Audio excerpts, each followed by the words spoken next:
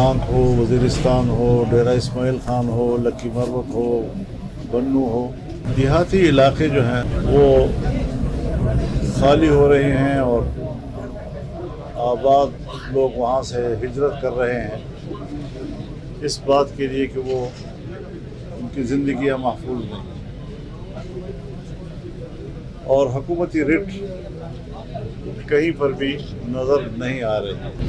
جہاں حکومت اس ساری صورتحال سے نمٹنے میں کامیاب نظر نہیں آ رہی، وہاں پاکستان مشرقی سرحد پر بھی اور مغربی سرحد پر بھی جنگ میں الجھ گیا ہے، جس سے ملک محصور ہو گیا ہے۔ چین بھی پاکستان سے مطمئن نہیں ہے۔ ہم نے چین کی پاکستان کے اندر سرمایہ کاری کو بہت نقصان پہنچایا ہے، اس کے اعتماد کو ٹھیس پہنچایا ہے۔ ایران بھی اس پوزیشن میں نہیں کہ وہ پاکستان کے کسی کام آ سکے یا ہمارے ساتھ کوئی تجارت کر سکے، معاملات کر سکے۔ اس لیے میری نظر میں اب یہ کسی ایک پارٹی کا مسئلہ نہیں رہا کہ ہم صرف تنقید کر کے خود کو ذمہ داری سے عہدہ برا کر سکیں۔ ہماری کوئی فارن پالیسی ہے ہی نہیں، ہماری بس جی ایچ کیو پالیسی ہے، بس ایک کھلونا ہے، چل رہا ہے۔ ہم دہشت گردی کے خلاف جنگ بھی نہیں چاہتے اور ہم فوج کے ساتھ بھی کھڑے ہیں، ہم فوج کے ساتھ بھی کھڑے ہیں اور ہم دہشت گردی کے خلاف۔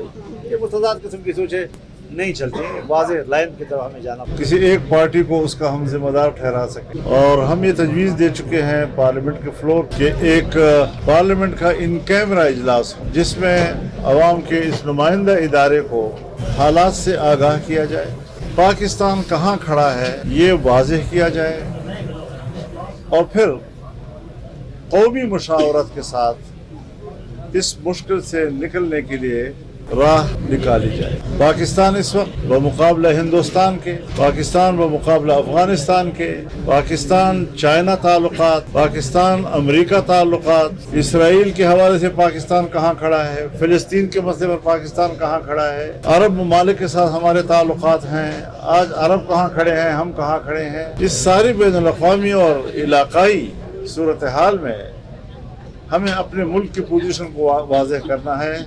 ہم بڑے مبہم حالات میں جا رہے ہیں اور کوئی واضح پالیسی اختیار کرنے کی ہم پوزیشن میں نہیں ہیں۔ تو وہاں بھی ہماری سوچ یہ ہے کہ چاہے عرب دنیا کی ایک صدی کی ماضی ہو یا 50 سال کی ماضی ہو، جس طرح انہوں نے اپنی سیاست، اپنی معیشت، اپنی سفارت کا انحصار امریکہ اور مغربی دنیا پر کیا تحفظ کے نام پر، اور تحفظ کی امریکہ کو اور یورپ کو ہم نے اڈے دیے، سمندریں ان کے حوالے کر دی، ہر طرف ان کے بحری بیڑے کھڑے ہیں، اس خیال کے ساتھ کہ یہ اس خطے کے لیے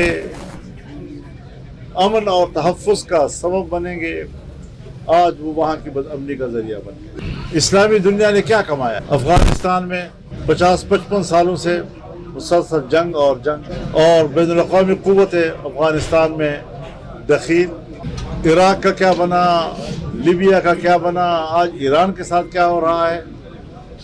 ایک ایک کو تنہا کر کے اور ان کے مقابلے میں مسلم دنیا کو لا کر آج جن نتائج کے ساتھ ہمیں لا کھڑا کیا جا رہا ہے، اسلامی برادری کو اثر نو سوچنا چاہیے۔ ہمیں ماضی کے بین الاقوامی تعلقات پر نظر ثانی کرنی چاہیے، ہمیں ایک اسلامک بلاک کی طرف جانا چاہیے۔ اسلامی دنیا کے درمیان سیاسی تعلقات، اسلامی دنیا کے درمیان معاشی تعلقات، تجارتی روابط اور اسلامی دنیا کے درمیان ایک دفاعی معاہدات، اس کی طرف ہمیں جانا چاہیے۔ ہماری جو باہمی تقسیم ہے کم از کم آج اسلامی دنیا کی سمجھ میں آ رہا ہے۔ ایران کے ساتھ جنگ شروع ہوئی ہے، عرب دنیا میں وہاں پر امریکیوں کے یا یورپ کے اڈوں پر حملوں کے باوجود عرب دنیا، اسلامی دنیا تحمل کا مظاہرہ کر رہی ہے۔ وہ جنگ کا حصہ نہیں بننا چاہتی، وہ اس کو جذباتی طور پر نہیں لے رہے۔ یہ ایک بین الاقوامی سطح پر اسلامی دنیا کی سوچ میں ایک تبدیلی ہے، اور یہ بنیاد بننی چاہیے کہ ہم اگلے مستقبل کے لیے اسلامی دنیا کے حوالے سے سوچیں، مسلم برادری کے حوالے سے سوچیں، اسلامی دنیا کے مفادات کے حوالے سے سوچیں، اور अपने मफादात में हम इश्तराक पैदा करके उसके लिए मुश्तरका हिकमत अमली अपनाएं। ये इस वक्त हमारा एक पैगाम है इस्लामी दुनिया के लिए भी, पाकिस्तान के लिए भी, पाकिस्तान की रियासत के लिए भी, और ये कि हालात के तकाज़े क्या हैं उन्हें समझना चाहिए। बंद कमरों में फ़ैसले करना, अवाम बेखबर रहना, अवाम में अदब इत्मीनान रहना, ये शायद अच्छी बात ना हो। बड़ा सवाल ये है कि जिस शख्स ने इलेक्शन लड़ा कि दुनिया से जंग ख़त्म करूँगा, उसने इक़्तिदार में आकर दुनिया पर जंग मुसल्लत कर दिया है। ये ख़ुद अमरीकियों के और अमरीकी अवाम की नज़र में भी एक सवालिया निशान है। क्या पाकिस्तान इस पोजीशन में है कि वो सालिसी कर सके? और शहबाज शरीफ जैसे हुक्मरान के ट्वीट पर ट्रंप का ट्वीट आना खुद ट्रंप की कमज़ोरी और अमरीकी पॉलिसी की कमज़ोरी की अक्कास है। जब तक हमारे दिमाग से ये कीड़ा नहीं निकलेगा कि हमने अफ़गानिस्तान को ज़ेर नगीर रखना है और अफ़गानिस्तान में कोई हुकूमत वो हमारी मर्ज़ी के बगैर नहीं चलेगी, उस वक्त तक मामला ठीक नहीं हो सकते। हमें एक आज़ाद अफ़गानिस्तान, एक साहिब इस्तिक़लाल अफ़गानिस्तान, एक ख़ुद मुख्तार अफ़गानिस्तान, उस पर तवज्जो रखनी चाहिए। और माजी के जो हमारे इस हवाले से कुर्बानियाँ हैं उनको किसी एक कामयाब नताइज तक हमें पहुँचाना चाहिए। क्या सारी गलतियाँ 70 साल से उन्हीं की तरफ है और क्या हमारी तरफ बिल्कुल कोई गलती नहीं है? ये भी हमें कौमी सतह पर सोचना चाहिए। रजीम चेंज की बातें ये शायद न ख़त्म होने वाला सिलसिला बने। आज हम फिर एक दफ़ा अमेरिका की ख्वाहिशात के मुताबिक, ये कैसा अमेरिका है कि पाकिस्तान की अगर इंडिया से लड़ाई हो तो क्रेडिट लेता है कि मैंने जंग बंद करा दी, और अगर अफ़गानिस्तान के साथ लड़ाई हो जाए तो कहते हैं पाकिस्तान ठीक जा रहा है, उसको और करना चाहिए। तो ये चीज़ें उनकी बदनीयती पर दलालत करती है और हमें किसी के ट्रैप पे नहीं आना चाहिए। वो अब खुद ट्रैप पे आ चुके हैं, फंसे हुए हैं, मुश्किलात का शिकार हैं और वो कामयाबियाँ हासिल नहीं कर पा रहे हैं।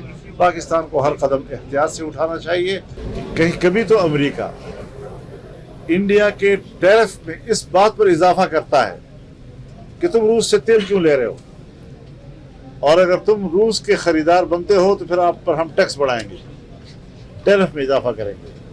और या वो दिन आ गए हैं कि अमेरिका खुद इंडिया से कह रहा है कि आप रूस से तेल लें। इसी से अंदाज़ा लगाएं कि किस कदर कमज़ोरी आ गई हैं आलमी सतह पर। 78 साल उसने कश्मीर में दहशतगर्दी की, रियासी दहशतगर्दी, कश्मीरी आवाम उनके जुल्म सितम का निशाना बने रहे और अभी तक है। और फिर इंडिया के आइन के आर्टिकल 370 के ख़ात्मे के बाद उनका ख्याल ये था कि यहाँ हिंदू आबादी आएगी, यहाँ पर एक डेमोग्राफ चेंज आएगा। लेकिन आपने देखा कि सबके बावजूद जब कश्मीर में इलेक्शन हुआ तो मोदी को तारीख़ी शिकस्त हुआ। मैं ये सोचता हूँ कि पाकिस्तान मुश्किल में है और पाकिस्तान जिस दहशतगर्दी का शिकार है, तो पाकिस्तान का तो खुद मौक़िफ़ ये है कि हमारी मुश्किल की पुष्ट पे इंडिया भी है। लिहाजा न बांग्लादेश इंडिया से मुतमईन है, न पाकिस्तान मुतमईन है, न खित्ते के दूसरे ममालिक मुतमईन है। चाइना जैसा बड़ा मुल्क भी इंडियन जारहियत से महफूज नहीं है। तो हिंदुस्तान को अपने गिरेबान में जाना चाहिए और अपने शीशे में उसको अपना चेहरा देखना चाहिए। नरेंद्र मोदी जो है वो इस्लाम और मुसलमान दुश्मनी में हद दर्जा नफ़रत की फ़िरक़ावारियत कर रहा है और नफ़रत की फ़िरक़ावारियत पर उसकी सियासत खड़ी है। तो एक इलेक्शन में उसको सज़ा मिली है, अगले इलेक्शन की तरफ वो कैसे जाएगा ये हिंदुस्तानी अवाम का मसला है। लेकिन बहरहाल वो अपनी दहशत गर्दाना जो तारुफ़ है उसका ख़ित्ते में, उसको ख़त्म करे ताकि ख़ित्ते के अंदर एक पुरअमन माहौल पैदा हो।